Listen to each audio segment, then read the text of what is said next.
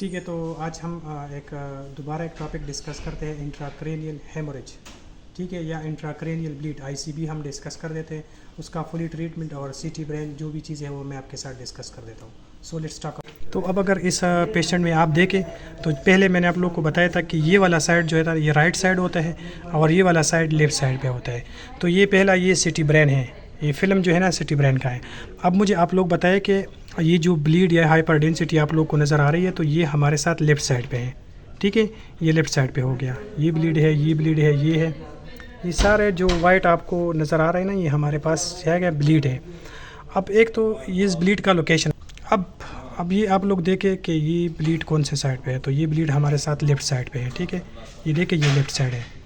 दूसरा, अगर ये ब्लीड आप लोग ये जगह देखें ना तो ये हमारे साथ ये वेंट्रिकल्स है, ये वाले भी वेंट्रिकल्स है और ये भी, लेकिन यहाँ पे वेंट्रिकल में हाइपर डेंसिटीज आ रही है। तो एक इसको हम कहते हैं इंट्रा वेंट्रिकुलर एक्सटेंशन, क्योंकि वेंट्रिकल में भी हाइपर डेंसिटी आ रही है। दूसरा, यहाँ जो एरिया होता है वेंट्रिकल के एरिया जिसको हम कहते हैं कैप्सुलो गैंग्लियनिक रीजन, जिसमें इंटरनल कैप्सूल होते हैं, कैडेट न्यूक्लियस और तलामिक वगैरह जितने भी आते हैं। तो ये एरिया अब इसने इन्वॉल्व किया है, कैप्सूलो गैंग्लियनिक रीजन भी इसने इन्वॉल्व हमारे साथ किया है।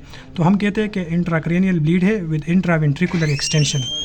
अब दूसरा, अगर आप लोग देखें ना इसमें हमारे साथ ये वाला लाइन जो है ना सीधा होता है। अब इस ब्लीड की वजह से हमारे साथ शिफ्टिंग हो गया है, मिड लाइन शिफ्ट हो गया है, ये लाइन चेंज हो गया। ठीक है, ये मैं बाद में सिखा दूँगा, लेकिन अभी आप लोगों को सिर्फ ये पता होना चाहिए कि हमारे साथ ब्लीड है और ये ब्लीड वेंट्रिकल में गया, तो इसको हम इंट्रावेंट्रिकुलर एक्सटेंशन भी कहते हैं। और इसमें फिर हम स्कोर्स निकालते हैं, एक को हम कहते हैं इंट्राक्रेनियल ब्लीड स्कोर ICH या intracranial haemorrhage score ICH score निकालते हैं, वो मैं आप लोगों को सिखाता हूँ। ठीक है, तो ये हमारे साथ ब्लीड हो गया, ICB intracranial bleed with intraventricular extension. ठीक है, इसके वेंट्रिकल में भी हैं और ये पैराइटल और फ्रंटल लोब में भी आया हुआ है हमारे साथ। ये अब इस पेशेंट को हम क्या एडवाइस करेंगे, पहले तो हम इसके जितने भी बेसलाइन इन्वेस्टिगेशन है वो सेंड करेंगे। हाई बीपी के लिए हम इसको लेबिटेलाल 20 mg IV स्टेट दे देंगे और एज़ रिक्वायर फिर दे सकते हैं, SOS भी दे सकते हैं। दूसरा, हम इसके लिए ये लेबिटेलाल है तो इसको हम लेबिटेलाल देंगे, 20 mg स्टेट दे देते हैं। फिर उसके बाद इसको हाई बीपी के लिए जो है ना हम ये हाइड्रोलेजिन दे देते हैं, 20 mg हाइड्रोलेजिन। तो इसलिए मैंने लिखा है कि एक तो हमने लेबिटेलाल 20 mg IV स्टेट दिया और SOS, फिर उसके बाद हम हाइड्रोलेजिन देंगे, 20 mg IV TDS देंगे और इसके साथ साथ कार्डियोरा जो होता है, तो कार्डियोरा अल्फा ब्लॉकर है, ये भी हाई बीपी के लिए हम इसको एडवाइस करेंगे। वैसे हम 2 mg पर ओरल BD भी एडवाइस करते हैं या 4 mg पर ओरल BD भी एडवाइस करते हैं। इसमें बीपी जो टारगेट होता है वो less than 140, systolic BP should be less than 140, ये टारगेट होगा। चूँकि ब्लीड है तो इस ब्लीड में हम जितने भी एंटीकोएगुलेंट या एंटीप्लेटलेट अगर पेशेंट यूज़ कर रहे हैं तो उसको स्टॉप करेंगे।